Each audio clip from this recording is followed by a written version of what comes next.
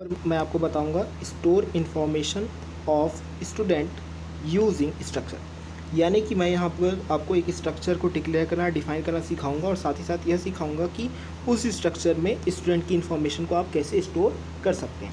तो चलिए शुरू करते हैं। तो इसके लिए मैं यहाँ पर आपको एक प्रोग्राम बताऊँगा, ठीक है। तो इस प्रोग्राम की जो पहली लाइन है उसमें मैं डिफ़ाइन करने की कोशिश करूँगा दो हेडर फाइल्स को, ठीक है, जिसके लिए मैं लिखूँगा हैश इंक्लूड stdio.h यानी कि स्टैंडर्ड इनपुट आउटपुट। नेक्स्ट जो मैं लाइन लिखूँगा वो होगा हैश इंक्लूड conio.h यानी कि console input output.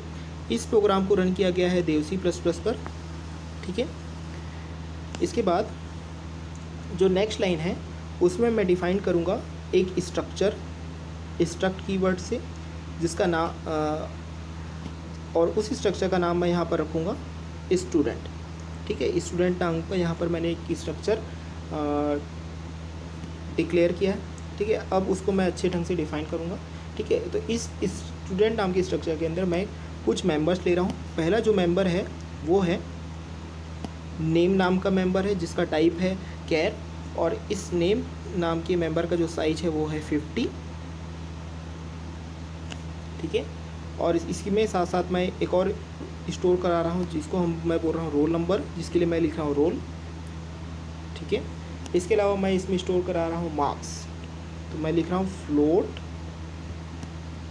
Float marks, ठीक है। ये मैंने स्ट्रक्चर को डिफ़ाइन कर दिया। अब मैंने स्ट्रक्चर के टेम्पलेट को क्लोज कर दिया है। फिर अब मैं इसमें एक वेरिएबल डिफ़ाइन कर रहा हूँ एस नाम का, ठीक है।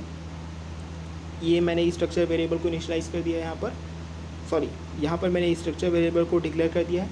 अब मैं इनमें वैल्यूज़ दूंगा, ठीक है। तो इनमें जो मैं वैल्यूज़ दे रहा हूँ वो with the help of main function दे रहा हूँ, ठीक है। तो अब मैं नेक्स्ट लिखूँगा यहाँ पर मेन फंक्शन, ठीक है, ओपनिंग कर्ली ब्रेसेस, ठीक है।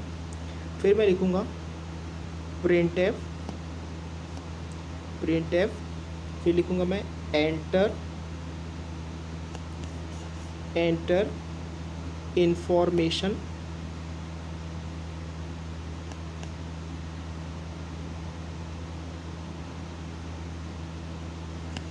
फिर मैं लिखूँगा प्रिंट एफ, ठीक है। ये जो ऊपर वाली लाइन है ये सिर्फ और सिर्फ यूज़र को ये बताने के लिए कि इंफॉर्मेशन को एंटर करना है, ठीक है। फिर मैं लिखूँगा प्रिंट एफ एंटर नेम, ठीक है। इस नेम के बाद मैं लिखूँगा double quote circular bracket close again semicolon, ठीक है। अब क्या करना है, मुझे इस नेम के लिए भी स्ट्रक्चर मेंबर को एक्सेस करना पड़ेगा, ठीक है। तो इसके लिए मैं लिखूँगा scanf circular bracket open double quote %s, क्योंकि मुझे एक स्ट्रिंग को करवाना है स्कैन, ठीक है। फिर इसके बाद आ जाएगा डबल कोट। अब मुझे क्या करना है, एक्सेस करना है नेम नाम के मेंबर को, ठीक है। तो इसके लिए मैं लिखूँगा %s dot name circular bracket close last में सेमीकोलन, ठीक है। तो ये हो गया, यहाँ पर क्या हो गया, नेम नाम का मेंबर एक्सेस हुआ through the structure variable s, ठीक है। नेक्स्ट मैं लिखूँगा प्रिंट एफ, इसके बाद सर्कुलर ब्रैकेट ओपन, फिर मैं लिखूँगा यहाँ पर एंटर रोल नंबर, ठीक है। रोल नंबर मैं यहाँ पर एंटर करवाऊँगा यूज़र से, ठीक है। तो इसके लिए मैं क्या करूँगा, इसके लिए अगेन मेरे को रोल नाम के जो मेंबर है उसको एक्सेस करना पड़ेगा, ठीक है। तो इसके लिए मुझे लिखना पड़ेगा, अब देखिए रोल नंबर का यहाँ पर जो डेटा टाइप था वो इंटीजर था, इसलिए मैं लिखूँगा यहाँ पर %d, ठीक है।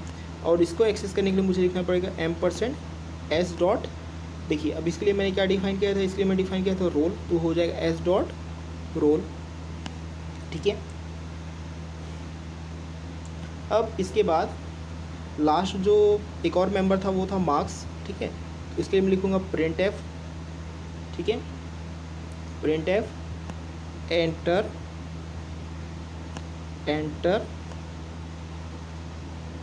मार्क्स, ठीक है। अब इसके लिए मुझे मार्क्स वाले को भी एक्सेस करना पड़ेगा, तो इसके लिए मैं लिखूंगा स्कैन एफ। देखिए अब मार्क्स किस में था, मार्क्स था फ्लोट में, तो मुझे लिखना पड़ेगा percent F format as a format specifier, percent F double quote comma M percent S dot क्या था ये हो जाएगा मार्क्स, एस डॉट मार्क्स, ठीक है। सर्कुलर ब्रैकेट क्लोज, लास्ट में सेमी कॉलन हो जाएगा, ठीक है। इसके बाद अभी तक तो मैंने क्या किया, मैंने नेम को एंटर कर लिया, नेम को स्कैन कर लिया, रोल नंबर को एंटर कर लिया, रोल नंबर को स्कैन कर लिया, मार्क्स को एंटर कर लिया, मार्क्स को भी स्कैन कर लिया। अब मुझे इन्हें डिस्प्ले भी करना है, ठीक है। तो डिस्प्ले करने के लिए सबसे पहले मैं यहाँ पर एक प्रिंटएफ लिख रहा हूँ जिसमें मैं ये बताऊँगा कि हाँ अब इन्फॉर्मेशन डिस्प्ले हो रही है। तो प्रिंटएफ में मैं यहाँ पर लिखूँगा डिस्प्लेइंग इंफॉर्मेशन, ठीक है, डिस्प्लेइंग इंफॉर्मेशन, यानी मैं यहाँ पर क्या क्या डिस्प्ले करने की कोशिश करूँगा, मैं यहाँ पर name roll number marks in सभी को डिस्प्ले करने की कोशिश करूँगा। तो फिर मैं यहाँ पर लिखूँगा प्रिंट एफ, ठीक है, फिर मैं लिखूँगा प्रिंट एफ नेम, ठीक है। अब नेम किस फॉर्मेट में था, नेम था आपका स्ट्रिंग था, तो ये हो जाएगा परसेंटेज एस, ठीक है। अब ये किसके थ्रू प्रिंट होगा, ये प्रिंट होगा एस डॉट नेम के थ्रू प्रिंट होगा, ठीक है। तो मुझे इस तरीके से लिखना पड़ेगा। फिर अगेन मैं लिखूँगा प्रिंट एफ रोल नंबर भी प्रिंट करना है, तो मैं लिखूँगा यहाँ पर रोल नंबर, ठीक है। अब रोल नंबर क्या था, रोल नंबर था इंटीजर में था, तो ये हो जाएगा परसेंट डी। अब इसके लिए मुझे लिखना पड़ेगा S dot roll circular bracket close semi colon, ठीक है। तो ये तो हो गया, नेम का हो गया, रोल नंबर का हो गया, ठीक है। और लास्ट में मेरे को मार्क्स भी प्रिंट करना है, ठीक है। तो मार्क्स भी करना है, उसके लिए मैं लिखूँगा अगेन प्रिंट एफ, ठीक है, प्रिंट एफ ये हो जाएगा मार्क्स। अब देखिए मार्क्स किस में था, मार्क्स था आपका फ्लोट में था, परसेंट एफ, ठीक है। मार्क्स को एक्सेस करने के लिए एस डॉट मार्क्स ऐसा मैं लिखूँगा, ठीक है। फिर सर्कुलर ब्रैकेट क्लोज, फिर सेमी कॉलन, फिर लास्ट में आ जाएगा return 0 semi colon circular bracket close. अब इस प्रोग्राम का आउटपुट देखते हैं। देखिए इस प्रोग्राम का यदि हम आउटपुट देखें तो इस प्रोग्राम के आउटपुट में जो पहला लाइन आएगा वो क्या आएगा, सबसे पहले आएगा आपका एंटर इन्फॉर्मेशन आएगा, ठीक है। एक बार हम चेक कर लेते हैं क्या प्रिंटएफ में एंटर इन्फॉर्मेशन लिखते समय क्या हमने कोई कॉलन यूज़ किया था, ठीक है। तो देखिए एंटर इन्फॉर्मेशन लिखते समय हमने हाँ कॉलन यूज़ किया था, तो ये हो जाए कॉलन भी आ जाएगा, ठीक है। अब देखिए एंटर इन्फॉर्मेशन के बाद जो नेक्स्ट प्रिंटएफ हमने लिखा था, देखिए एंटर नेम के बाद जो नेक्स्ट प्रिंटएफ था वो था एंटर नेम, ठीक है। तो नेक्स्ट आउटपुट लाइन आ जाएगा, वो आ जाएगा एंटर नेम आ जाएगा, ठीक है।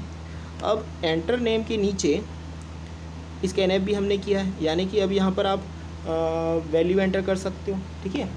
तो एंटर नेम में देखिए कोई एंटर नेम में क्या कोई कॉलन का इस्तेमाल हुआ है, नहीं, एंटर नेम में कोई कॉलन का इस्तेमाल नहीं हुआ है, ठीक है। तो एंटर नेम के बाद मैं यहाँ पर नाम लिख दे रहा हूँ, सपोज़ मैं यहाँ पर लिख दे रहा हूँ एंटर नेम में सपोज़ मैं लिख रहा हूँ प्रशांत, ठीक है। एंटर नेम में सपोज़ मैं लिख रहा हूँ प्रशांत, ठीक है। नेक्स्ट उसके बाद जो प्रिंटएफ है, ठीक है, एंटर नेम के बाद जो नेक्स्ट प्रिंटएफ है वो क्या है, वो है एंटर रोल नंबर, ठीक है। तो यहाँ पर आ जाएगा एंटर रोल नंबर, ठीक है। एंटर रोल नंबर सपोज मैं लिख रहा हूँ 18, ठीक है। फिर नेक्स्ट जो प्रिंटएफ है वो है आपका एंटर मार्क्स, ठीक है, एंटर मार्क्स, ठीक है। एंटर मार्क्स में सपोज मैं लिख दे रहा हूँ 180, ठीक है, 180 मैं सपोज लिख दे रहा हूँ, या इसको थोड़ा 180 लिख रहा हूँ, ठीक है। या इसको और सिंप्लीफाई कर लीजिए, फ्लोट में है क्योंकि, है ना, तो इसको लिख दीजिए आप 18.08, ठीक है। मैं वैल्यू चेंज कर दे रहा हूँ, मैं यहाँ पर कर दे रहा हूँ 18.08, ठीक है। अब आउटपुट का जो नेक्स्ट लाइन है वो क्या आना चाहिए, वो आएगा डिस्प्ले इन्फॉर्मेशन, ठीक है। तो आउटपुट का जो नेक्स्ट लाइन है उसमें हम लिखेंगे डिस्प्लेइंग इन्फॉर्मेशन, ठीक है। डिस्प्लेइंग इन्फॉर्मेशन के बाद जो नेक्स्ट लाइन है वो है नेम, रोल नंबर और मार्क्स के लिए। तो नेम,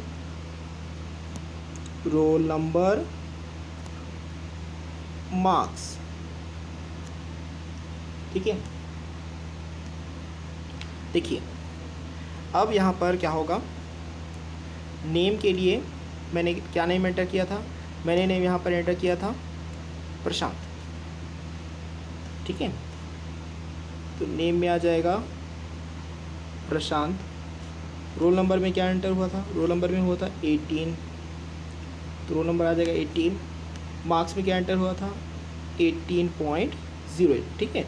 अब स्ट्रक्चर वाले प्रोग्राम में मार्क्स जो हमने प्रोग्राम बनाया उस पूरे प्रोग्राम में एनालिसिस का उतना रोल नहीं है, इसलिए हम यहाँ पर आउटपुट एनालिसिस नहीं करेंगे, ठीक है। Okay, thank you very much.